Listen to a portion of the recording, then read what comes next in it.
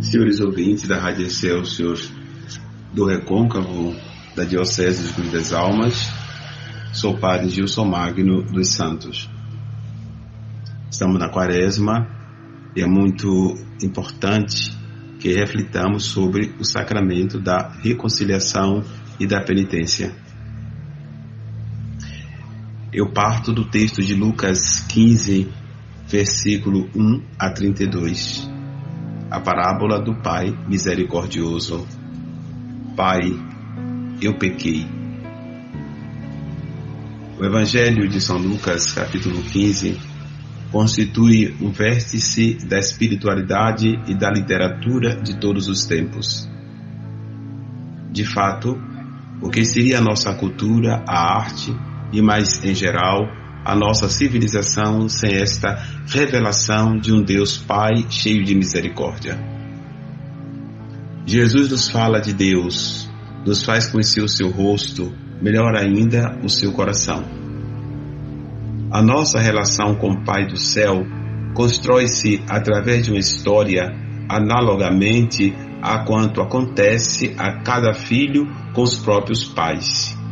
No início, depende deles. Depois, reivindica a própria autonomia. Portanto, na relação do homem com Deus, pode haver uma fase infantil, uma religião movida pela necessidade e pela dependência.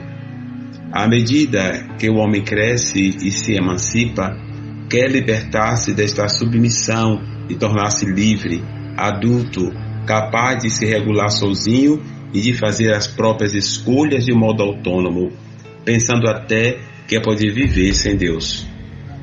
Precisamente esta fase é delicada, pode levar ao ateísmo, mas também isto com frequência esconde a exigência de redescobrir o verdadeiro rosto de Deus. Segundo o Evangelho de Lucas, capítulo 15, os dois filhos representam dois modos imaturos de se relacionar com Deus: a rebelião e a hipocrisia. Estas duas formas superam-se através da experiência da misericórdia divina. Paulo, em 2 Coríntios 5, 20b, faz o seguinte apelo: em nome de Cristo, suplicamo-vos, reconciliai-vos com Deus. Estamos no coração da Quaresma e a Igreja nos propõe uma catequese acerca do sacramento da reconciliação. Nós ouvimos a confissão do filho pecador, a nossa confissão. Pequei, e no final, a absolvição. Este filho tornou a viver. A confissão supõe o reconhecimento do pecado. Está em 1 João 1, 8 seguintes. Se dissermos que não temos pecado, enganamo-nos a nós próprios e a verdade não está em nós. Se confessarmos os nossos pecados, Ele que é fiel e justo, perdoar-nos-á. Repito, 1 João 1, 8 seguintes. O ensinamento sobre o pecado está intimamente relacionado com a discussão sobre a reconciliação. O problema do pecado está inserido no horizonte antropológico, enquanto é parte integrante da verdade acerca do homem. Pensando assim, logo colocamos a reflexão sobre o pecado no horizonte divino, no qual o pecado é confrontado com a verdade do amor de Deus, que se manifesta no perdão e também se manifesta pela reconciliação. Portanto, reconhecer-se pecador é o princípio indispensável do retorno a Deus.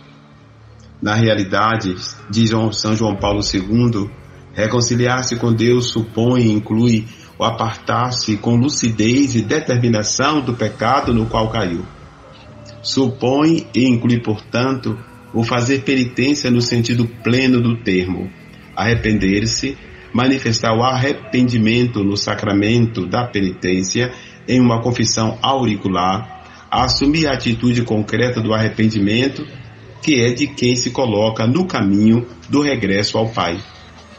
O Ministério da Reconciliação intervém com a finalidade claramente penitencial, isto é, levar a pessoa ao conhecimento de si mesma e, consequentemente, segundo a expressão de Santa Catarina de Sena, ao desapego do mal, ao restabelecimento da amizade com Deus, à reordenação interior e à nova conversão eclesial.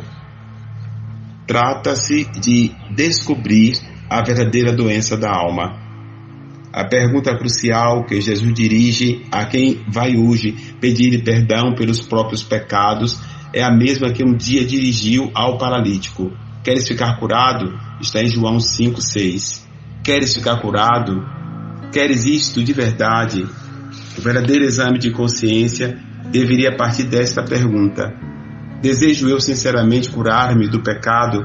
Estou disposto a me deixar curar por Deus?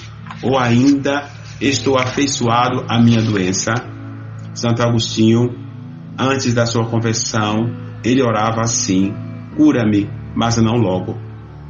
A relação confissão e remissão dos pecados supõe que a pessoa, que o sujeito tenha a decisão já estabelecida no coração de voltar para o Pai, de renunciar ao pecado e voltar para o Pai. O sacramento da penitência é pascal em duplo sentido. Primeiro, porque o homem faz um pequeno êxodo, sai de si, uma passagem, um depor o velho homem e o revestimento do homem novo. Segundo, por parte de Cristo, porque aplica na pessoa os frutos de sua paixão, morte e ressurreição em cada alma verdadeiramente arrependida. Fica, portanto, o apelo do apóstolo Paulo, que está em 2ª Carta aos Coríntios 5:20b: em nome de Cristo, suplicamo-vos, reconciliai-vos com Deus. Uma boa semana para todos.